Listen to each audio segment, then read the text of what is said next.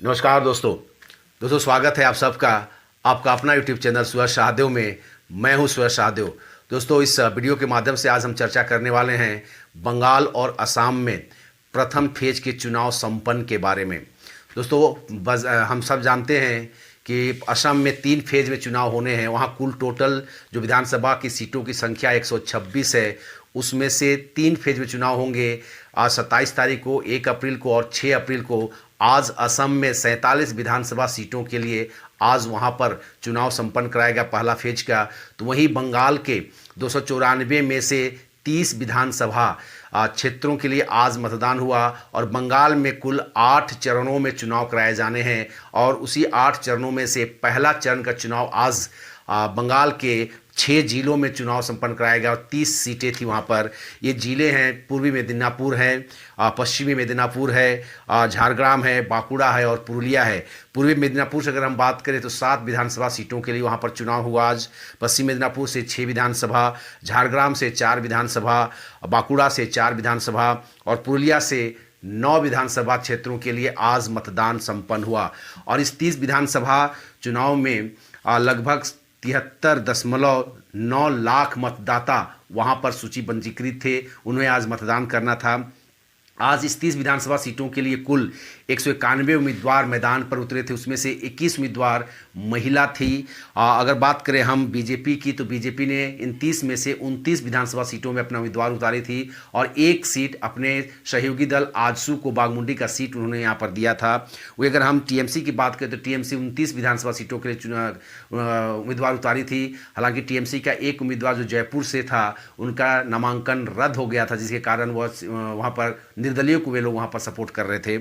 अगर हम कांग्रेस की बात करें तो कांग्रेस यहाँ पर वामपंथी के साथ और आईएसएफ के साथ मिलकर सभी 30 सीटों में अपने उम्मीदवार वो उतारे थे। अगर दोस्तों हम बात करें इस 30 विधानसभा सीटों में चुनाव जो संपन्न कराए गए, इसको लेकर के चुनाव आयोग ने पुख्ता इंतजाम किया था। उन्होंने इंतजाम किया था कि चुनाव पूरी तरीके से शांतिपूर्ण हो, पारदर्शी के साथ हो और लोग बिना डर के, बिना भय के बूथ तक जाए और अपने मतदान का अधिकार का प्रयोग करें। इसके लिए चुनाव आयोग ने इन 30 विधानसभा सीटों के लिए लगभग 730 कंपनी, जो केंद्रीय सुरक्षा बल की जो कंपनी है, उनको वहाँ पर लगाई थी। और एक कंपनी में 100 जवान होते हैं, तो कुल टोटल अगर हम बात करें 730 की तो लगभग 30,000 जवानों को इस 30 विधानसभा सीटों के लिए उतारा गया था। अगर हम बात करें दोस्तों यहाँ पर जो सीट जो ये थी, यहाँ पर जो सेंसिटिव सीट थी वो थी दोस्तों आपका 7 सीट जो है बंगाल के, उनको सेंसिटिव माना गया था आज। और असम के 3 सीटों को आज के जो प्रथम फेज का चुनाव हुआ उसके लिए सेंसिटिव माना गया था दोस्तों। और कुल टोटल जो बूथ की संख्या दोस्तों बंगाल में 10,288 बूथ हैं। और इसमें से जो उम्मीदवार थे, 191 उम्मीदवार थे, उनमें से 48 क्रिमिनल उनके ऊपर में केस दर्ज है। तो वहीं 19 जो उम्मीदवार थे वो करोड़पति भी वहाँ पर है, जो अपने आय व्यय का उन्होंने जो रिपोर्ट सौंपा था उसके अनुसार 19 करोड़पति मैदान में उतरे थे दोस्तों। जो वोटिंग हुआ है दोस्तों 5 बजे तक चुनाव आयोग ने जो जारी किया है उसके अनुसार 79.8% मतदाताओं ने बंगाल में अपना 5 बजे तक वोटिंग किया है, भाग लिया है। तो वहीं असम में 72.1% लोगों ने मतदान में हिस्सा लिया है। इसमें आज टीएमसी और भाजपा के द्वारा एक दूसरे पर इस मतदान के दिन आरोप भी लगाया गया है दोस्तों। जहां बंगाल की मुख्यमंत्री श्रीमती सुश्री ममता बनर्जी जी ने मोदी जी पर आरोप लगाया है और उन्हें चुनाव आयोग से शिकायत भी किया है कि बंगाल में जब चुनाव हो रहा है तो मोदी जी बंगाल यानी कि ढाका जा करके वहाँ पर चुनाव संबोधन कर बंगाल के लोगों को संबोधित कर रहे हैं। उनका कहना है कि बंगाल में जा कर के वो चुनाव की बात क्यों कर रहे हैं। उनका कहना था कि मोदी जी को वहाँ पर एक मंदिर में, मथुआ समुदाय के मंदिर है, वहाँ पर वो गए, पूजा अर्चना किए और मथुआ समुदाय के लोगों को उन्होंने वहाँ पर संबोधित किया। जैसे आपको ज्ञात हो दोस्तों कि भारत में मथुआ समुदाय के लगभग 1 करोड़ से ज़्यादा लोग यहाँ पर निवास करते हैं और वो कहीं ना कहीं आज भाजपा के वोटर्स हैं। और मोदी जी जब वहाँ पर गए और उनको संबोधित किए, उनके मंदिर में गए, उनके द्वारा बनाया गया जो मंदिर है वहाँ पर गए, पूजा अर्चना की, तो एक प्रकार से बंगाल में रह रहे जो मथुआ समुदाय के लोग हैं उनको ही संदेश गया कि मोदी जी हमारे साथ हैं। और ममता बनर्जी को इसी पर आरोप उनका विरोध था कि मोदी जी वहाँ जा करके उन लोगों को क्यों संबोधित किया है, इलेक्शन संबोधित बंगाल में लेकर के वो वहाँ जा रहे हैं जबकि बंगाल में चुनाव अभी हो रहा है। इनका उन्होंने आरोप लगाया है। अगर हम बात करें दोस्तों, कैलाश विजयवर्गीय जो भाजपा के बंगाल के प्रभारी है और महासचिव भी है, उन्होंने चुनाव आयोग से मिल करके चुनाव आयोग को धन्यवाद किया है। उन्होंने कहा है कि बंगाल में इस बार का चुनाव, मैं पिछले 6 साल से रह रहा हूं और इन 6 सालों में मैंने चुनाव यहाँ जो देखे हैं, चाहे पंचायत के चुनाव, स्टेट के चुनाव हो, चाहे लोकसभा का चुनाव हो, इन चुनावों में जो मैंने देखा है कि बिना हिंसा के चुनाव संपन्न नहीं होती थी। लेकिन इस बार चुनाव आयोग के तत्परता के कारण, मुस्तैदी के कारण मात्र 10% की जो घटनाएं, हिंसा की घटनाएं हुई है, थोड़ी सी मारपीट तोड़फोड़ हुआ है, अदरवाइज 90% जो चुनाव हुआ है वो शांतिपूर्ण तरीके से संपन्न कराया गया है और इसके लिए उन्होंने चुनाव आयोग को धन्यवाद दिया, साधुवाद कहा है। वहीं पर उन्होंने कहा कि अगले जो चरण का चुनाव होना है, सेकेंड फेज का चुनाव होना है, उसमें उन्होंने निवेदन किया चुनाव आयोग से कि जो आज 10% के आसपास जो छिटपुट घटनाएं घटी है, हिंसा की घटनाएं घटी हैं बंगाल में, ये भी अगले विधानसभा जो अगले चरण के चुनाव में ये भी घटना ना दिखने के मिले, ये हम उम्मीद करते हैं। इसके लिए उन्होंने बधाई दिया है। तो वहीं आज दोस्तों अगर हम बात करें तो शुभेंदु अधिकारी के भाई सुमेंदु अधिकारी के ड्राइवर और उनके गाड़ी पर वहाँ उनके ऊपर हमला किया गया। तो वहीं एक आरोप लगाया है, पुरुलिया विधानसभा के उम्मीदवार ने भाजपा के उम्मीदवार को गोली मार देने की धमकी दी थी। हालांकि उम्मीदवार ने उसकी घटना को या इस बयान को उन्होंने कटाक्ष किया। उन्होंने कहा कि यह गलत बयान है, यह गलत आरोप लगाया गया, उन्होंने कहा है। हालांकि उस पर ये आरोप लगाया गया था। वहीं पर आज वाम मोर्चा के भी नेता को और वहाँ पर आज धक्का मुक्की किया गया था, टीएमसी के कार्यकर्ताओं के द्वारा उनको भगाया गया था। और वहीं पर आज कुछ जगह में ऐसी झड़प भी हो गई थी जिसमें केंद्रीय बलों के साथ कुछ झड़प हो गई थी। हालांकि ये सब छिटपुट घटनाएं होती है। जिस प्रकार से पिछले अगर हम 1970 से बाद से देखें तो बंगाल में इस प्रकार की हिंसा की घटनाएं घटती थी, आज के चुनाव के प्रथम चरण चुनाव में वो देखने को नहीं मिला है दोस्तों। जिस प्रकार से गिरिराज सिंह ने जिस प्रकार से आज बयान दिया, उन्होंने ममता बनर्जी की तुलना उन्होंने उन्हें किम जोन उन से कर दी है कि किम जोन उन के समान है।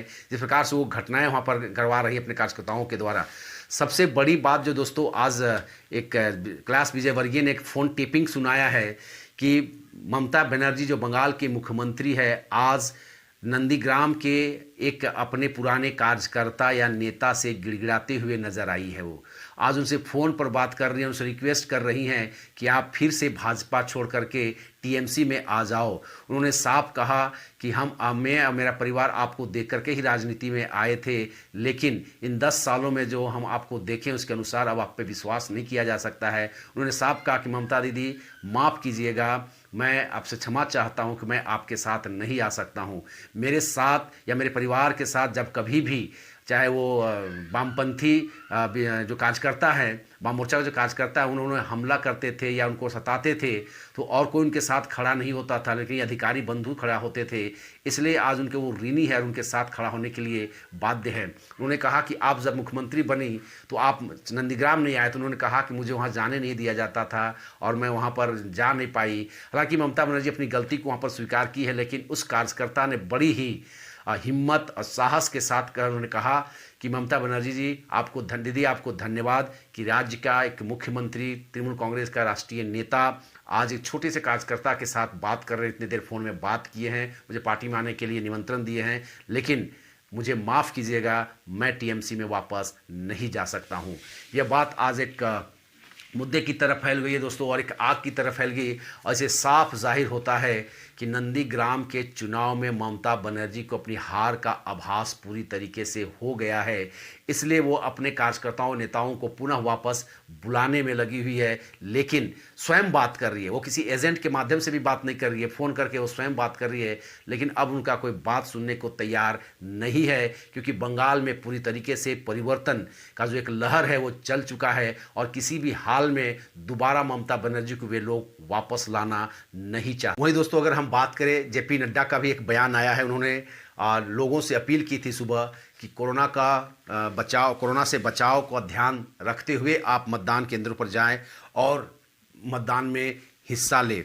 वहीं प्रधानमंत्री नरेंद्र मोदी जी और सीएम ममता बनर्जी ने दोनों ही ने आज सुबह लोगों से आह्वान किया था कि आज बंगाल में रिकॉर्ड तरीके तोड़ वोटिंग होना चाहिए, यानी कि पिछले बार का सारा रिकॉर्ड तोड़ दे। हालांकि दोस्तों अगर हम देखें तो पिछले बार की 2016 की विधानसभा चुनाव में लगभग 84% का मतदान हुआ था, और लोकसभा की अगर हम बात करें तो उसमें 83% का मतदान हुआ था।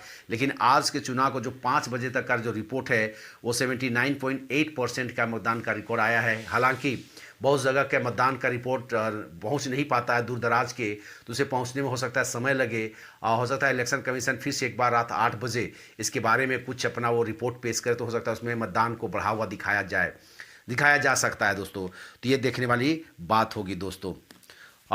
दोस्तों तो यही था आ, बंगाल चुनाव के बारे में, आज का जो वोटिंग हुआ उसके बारे में जो विश्लेषण या जो जानकारी मुझे प्राप्त हुई, उसको लगा कि मैं आपके साथ उसे शेयर करूं, आपको जानकारी दूं।